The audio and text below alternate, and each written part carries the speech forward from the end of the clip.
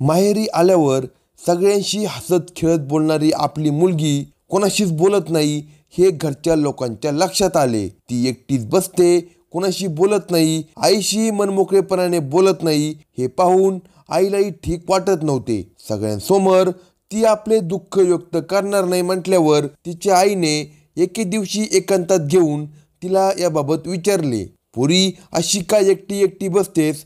कुणाशी बोलत का नाही? सासरी काही घडले का? अगं माझ्यासमोर तरी मन मोकळं कर." असे म्हणताच ती मुलगी आपल्या आईच्या गळ्यात पडून रडू लागली. आईनेही तिला काही वेळ रडू दिले आणि तिला शांत करत नेमकं काय झालंय ते सांग मला तिला विचारले असता तिने आपल्यावर काय प्रसंग झाला याबाबत आईला सांगितले. तो प्रसंग ऐकून आईच्या तळपायाखालची जमीन सरकली. आपल्या लेकरावर असा अमानुष प्रकार घडल्याने ती संतापली. तिने आपल्या मुलीला धीर दिला. आईने धीर दिल्यानंतर त्या मुलीचे मनोधैर्य वाढले आणि तिने याबाबत पोलिसात तक्रार देण्याचे ठरवले. तिने आपला नवरा, दीर आणि भोंदूबाबा विरुद्ध पोलीस ठाण्यात तक्रार दिली. या घटनेची सविस्तर माहिती आपण या व्हिडिओमध्ये पाहणार आहोत. जर चॅनलवर नवीन असाल तर कलम 302 या मराठी चॅनेलला लगेच सबस्क्राईब करा. सांगलीमध्ये विश्रामबाग हे एक उपनगर आहे. या विश्रामबागमध्ये फिजन हाईट्स नावाची कॉलनी आहे. या कॉलनीमध्ये एक विवाहिता, तिचा नवरा सागर, दीर राहुल, सासरे रामा आणि सासू सुनीता असे सदस्य राहतात. या विवाहितीला लग्नानंतर एखादे मूल व्हावे अशी तिच्या घरातील लोकांची अपेक्षा होती, पण तिला मूलबाळ होत नव्हते. अशावेळी या सुशिक्षित कुटुंबाने आपल्या सुनेला वैद्यकीय उपचार घेण्यासाठी प्रोत्साहित करणे आवश्यक होते. पण त्या विवाहितेच्या शिकलेल्या नवऱ्याने म्हणजे सागरने अंधश्रद्धेच्या आहारी जाऊन तंत्रमंत्र विद्येचा आधार घेण्याचे ठरवले. त्यासाठी त्याने असे तंत्रमंत्र करणारे कोणी आहेत का याचा शोध घेण्यास सुरुवात केली. तांत्रिकांचा शोध चालू असतानाच सागरला समजले की कोल्हापूर जिल्ह्यातील शिरोळ तालुक्यात अर्जुनवाड नावाचे गाव आहे. या गावामध्ये शिरोळ नृसिंगवाडी मार्गावर हेडमाळसिद्ध देवाचे मंदिर आहे. या मंदिरात काशीनाथ उगारे नावाचा पुजारी असतो.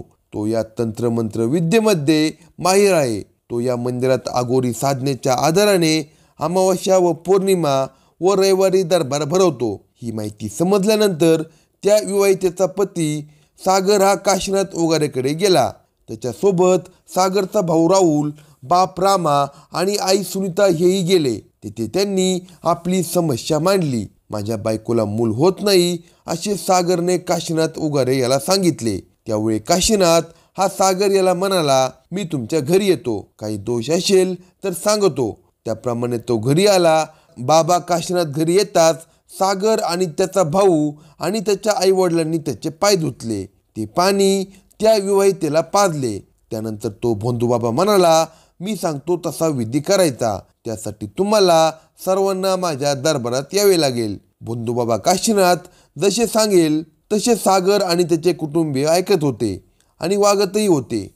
काशीनाथने सांगितल्याप्रमाणे सर्वजण त्याच्याकडे निघाले असतानाच त्यांची गाडी बंद पडली. ही बाब सागरने लगेच फोनवरून काशीनाथ याला सांगितली. तेव्हा काशीनाथ म्हणाला, "ठीक आहे, मीच उद्या सकाळी तुमच्या घरी येतो आणि तुमचा पूर्ण विधी करून देतो." दुसऱ्या दिवशी सकाळीच काशीनाथ उगारीची स्वारी सागरच्या घरी आली. त्याने सागरला घरात विचारणा केली, "तुझी बायको कुठे आहे?" त्यावर सागरने बायकोला पुढे आणले. तिला पाहून भोंदू काशीनाथ म्हणाला, "हिला आंघोळ करून यावे लागेल." त्याप्रमाणे ती विवाहिता गेली आणि आंघोळ करून आली.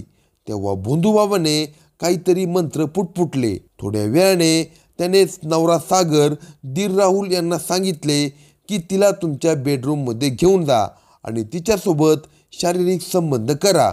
हे कृत्य अनैतिक आहे याचे भान सागर किंवा त्याच्या परिवाराला उरले नाही. तो थेट आपल्या बायकोला घेऊन बेडरूममध्ये गेला. त्याने तिच्यासोबत संभोग केला. त्यानंतर त्याने आपल्या भावाकडे आपल्या बायकोला सोपवले. सागर नंतर त्याचा भाऊ म्हणजे त्या विवाहितेचा दीर राहुल यांनीही तिच्यावर बलात्कार केला. दोघांनी पाठोपाठ संबंध करून तिच्यावर अत्याचार केले. त्यानंतर तो भोंदू काशीनाथ म्हणाला, "मला आता थोडे मंत्र पठण करायचे आहे." तो ती विवाहिता होती त्या खोलीत गेला आधीच दोघांच्या अत्याचाराने हतबल झालेली ही विवाहिता गप्प बसून होती.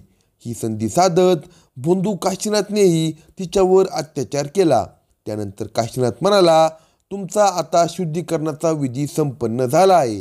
सागर, आता तुझी बायको गरोदर राहील. आता चिंता नाही. त्याचे हे बोलणे ऐकून सागर खुश झाला होता. त्याच्याकडून भली मोठी दक्षिणा घेऊन काशीनाथ उगारे तिथून निघून गेला. इकडे या प्रकाराने विवाहिता हवालदिल झाली होती. एका बंधूबाबाच्या सांगण्याप्रमाणे नवरा, दिराने आणि स्वतः बंधूबाबाने आपल्यावर बळजबरी करत बलात्कार केला होता. याचा तिला मोठा धक्का बसला. तिला हे सारे लोक हैवान वाटू लागले. त्याच्यावर विश्वास ठेवून ती लग्नगाठ बांधून या घरात आली होती.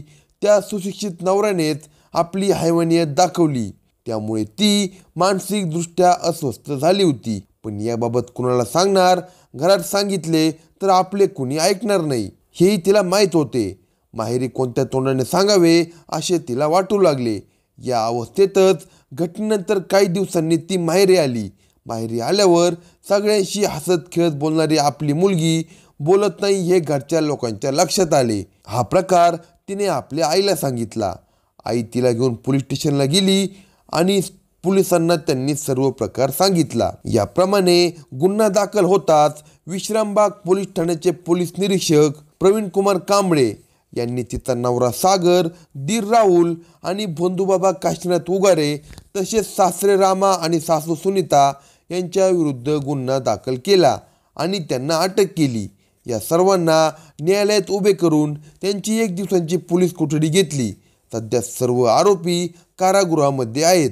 बंधूबाबा काशीनाथ उगारे यांनी मूलबाळ होत नसल्याच्या कारणाने तंत्रमंत्र करण्याच्या नावाखाली त्या विवाहितेवर नवऱ्याबरोबरच तिच्या दिराला आणि स्वतः त्या विवाहितेशी शरीर संबंध ठेवले. एक प्रकारे तिच्यावर सामूहिक बलात्कार केला. अंधश्रद्धेच्या नावाखाली सुशिक्षित कुटुंबाने आपल्या सुनेला अगोरी बाबाच्या स्वाधीन केले. ही बाब किळसवाणी तर आहेच, पण असे शिकलेले लोकच या बंधूबाबाच्या नादी लागत असतील तर अडाणी लोकांचे काय ही विचारात घेण्याची गोष्ट आहे. अशाच नवनवीन क्राईम स्टोरी ऐकण्यासाठी कलम 302 या मराठी चॅनलला सबस्क्राईब करा आणि आपल्या प्रतिक्रिया कमेंट बॉक्समध्ये कळवा.